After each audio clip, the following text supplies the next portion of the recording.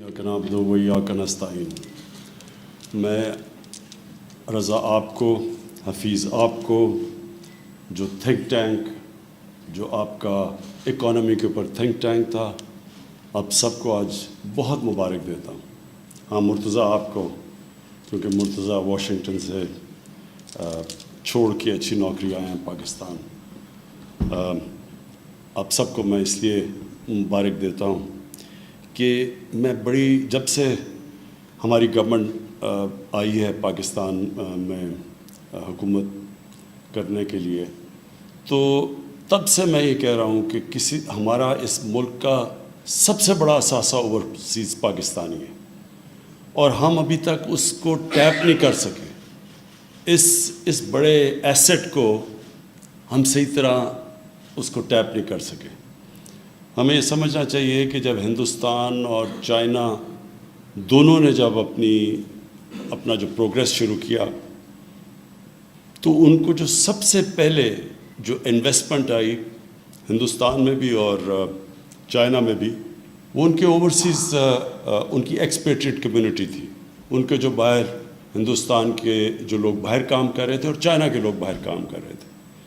तो हमने जिस तरह इस टैलेंट को, हमें जो असासे को पाकिस्तान में जिस तरह हमें इनको लाना चाहिए था और अब नेशन बिल्डिंग में जिस तरह इन्होंने हमारी मदद करनी थी, वो बदकिस्मती से अभी तक नहीं हुई।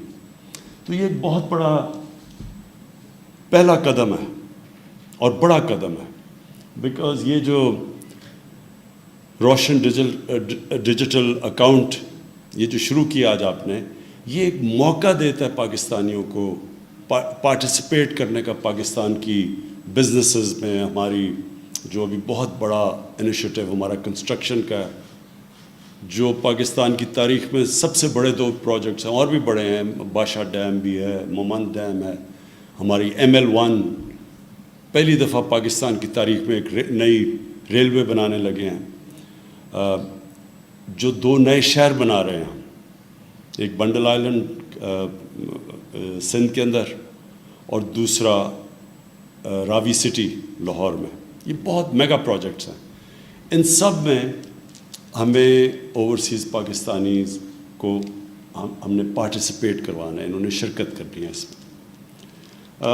अभी हफीज़ ने आपको बताया कि पाकिस्तान के चैलेंजेस क्या थे।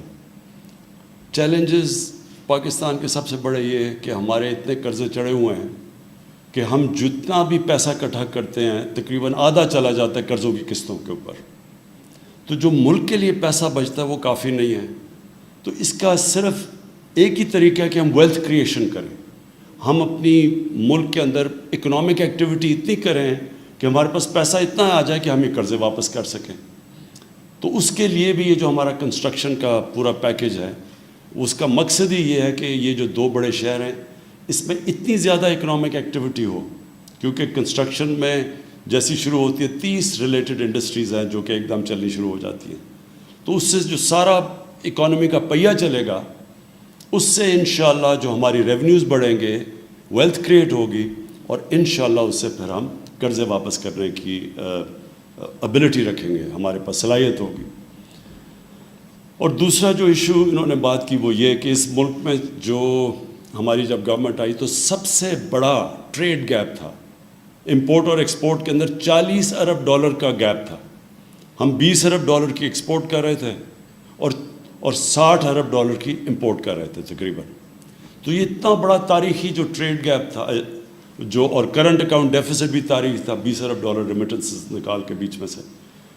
तो ये जो हमारे पास डॉलर्स की कमी है, इसका डायरेक्ट इम्पैक्ट रुपए के ऊपर पड़ता है। जब डॉलर्स की कमी होती है तो रुपया गिरना शुरू हो जाता है।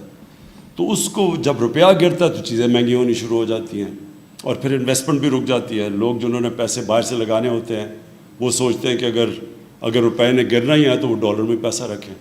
तो इससे सारी इकॉनमी की जो इकॉनमी की वेल्थ भी नीचे चली जाती है और फिर जो इन्वेस्टमेंट भी रुक जाती है। तो इसके लिए एक तो ये वेल्थ क्रिएशन और दूसरा डॉलर्स हम कैसे बढ़ाएं, इसके लिए ओवरसीज़ पाकिस्तानी की हमें बहुत ज़रूरत है। रेमिटेंसेस उनकी बढ़ गई हैं, लेकिन हम ऐसी चीज़ चाहते हैं कि उनकी अब इन्वेस्टमेंट आए हमारे मुल्क में। ابھی تک ہم ان کو کوئی وائبل چیزیں نہیں پریزنٹ کر سکے انویسٹ کرنے کے لیے. جو کرتے بھی ہیں انفارچونیٹلی ہمارا سسٹم جیسے ایز آف ڈوئنگ بزنس آسانیاں ہوتی جائیں گی انویسٹرز کے لیے تو انشاءاللہ وہ ادھر بھی آئیں گے. لیکن یہ جو ہمارے 2 میگا پروجیکٹس ہیں اس میں کیونکہ عموماً وہ پراپرٹیز میں انویسٹ کرتے ہیں تو یہ بہترین ان کے لیے اپرچونیٹیز انویسٹ کرنے کی ہوں گی. میں ایک چیز اب اوورسیز پاکستانیز کے اوپر کہہ دوں, ہمارے ملک میں پتہ نہیں یہ کیا مسئلہ ہے لوگوں میں کہ وہ اوورسیز پاکستانیز کو یا ڈیول نیشنل کو ایسے سمجھتے ہیں جیسے وہ کوئی ملک کے غدار ہیں. سسپیشن سے دیکھا جاتا ہے جی وہ ڈیول نیشنل ہے. پہلے یہ ہم سمجھیں کہ یہ کیوں 90 لاکھ تقریباً پاکستانی باہر کیوں گئے, کیونکہ زیادہ تر ہم نوکریاں نہیں دے سکے. دوسری چیز وہ اتنے کئی وہاں پاکستانی کوالیفائی کر بیٹھے, ان کی کوالیفیکیشنز اتنی اوپر چلی گئی ہیں کہ ہمارے پاس ان کے لیے سوٹیبل جابز نہیں ہیں. جاب ہیں تو ہم پیسے نہیں ان کو دے سکتے جو ان کو ملنے چاہیے. ہندوستان اور بنگلہ دیش کے مقابلے میں ہماری ایکسپورٹس بڑی ہیں, ان کی تو بالکل اسٹیگنیٹ کی ہوئی ہیں. لیکن جس لیول کی ہم ایکسپورٹس چاہتے ہیں تھوڑا ٹائم لگے گا اس کا. تو اس ٹائم جب تک وہ ہم اپنی ایکسپورٹس امپورٹس تک نہیں یا زیادہ تک نہیں لے کے جاتے, تب تک ہم نے اوورسیز پاکستانیز کو انسینٹیوائز کرنا ہے کہ وہ پاکستان میں انویسٹ بھی کریں. ان کے لیے آسان ہو پاکستان میں اپنا پیسہ لانا, اور جس طرح رضا باقر نے کہا اگر وہ باہر بھی نکالنا چاہتے ہیں واپس لانا چاہتے ہیں تو وہ بھی ان کے لیے آسان ہو. تو یہ بڑا اچھا فرسٹ اسٹیپ لیا آپ نے, اور انشاءاللہ مجھے یہ امید ہے کہ ہم اب ان کو یہ جو اپنے بڑے میگا پروجیکٹس ہیں, ویسے بھی ہماری ہاؤسنگ کے ہم نے جو انسینٹیوز دیے ہیں ہاؤسنگ میں, وہ بھی ہاؤسنگ بوم شروع ہو گئی ہے پاکستان میں, کنسٹرکشن بوم شروع ہو گئی ہے. اور یہ جو ہمارا نیا پاکستان کا یہ جو ہم نے افورڈیبل غریبوں کے لیے, وہ طبقہ جو آج تک کبھی گھر نہیں بنا سکتا تھا, ان کو جو ہم نے اب انسینٹیوز دیے ہیں سیلریڈ کلاس کو, تو ہم سمجھتے ہیں کہ اس سے بہت بڑی ایک کنسٹرکشن کی بوم آ رہی ہے. اور اس میں مجھے پتہ ہے کہ سب سے زیادہ ابھی جو ہمارے اوورسیز پاکستان ہے کسی بھی سیکٹر میں وہ آتے ہیں انویسٹ کرنے کے لیے, وہ ہاؤسنگ ہے, ریل اسٹیٹ ہے. اور یہ ایک اور انشاءاللہ یہ جو ہمارا 2 میگا سٹیز کی طرف ہم جا رہے ہیں ان کو یہ بھی موقع مل جائے گا. تو پھر سے میں آپ کو, رضا آپ کو اور حفیظ آپ کو, آپ کے اکنامک تھنک ٹینک کو, سب کو میں مبارک دیتا ہوں. یہ بہت بڑا آپ نے پہلا قدم اٹھایا. شکریہ.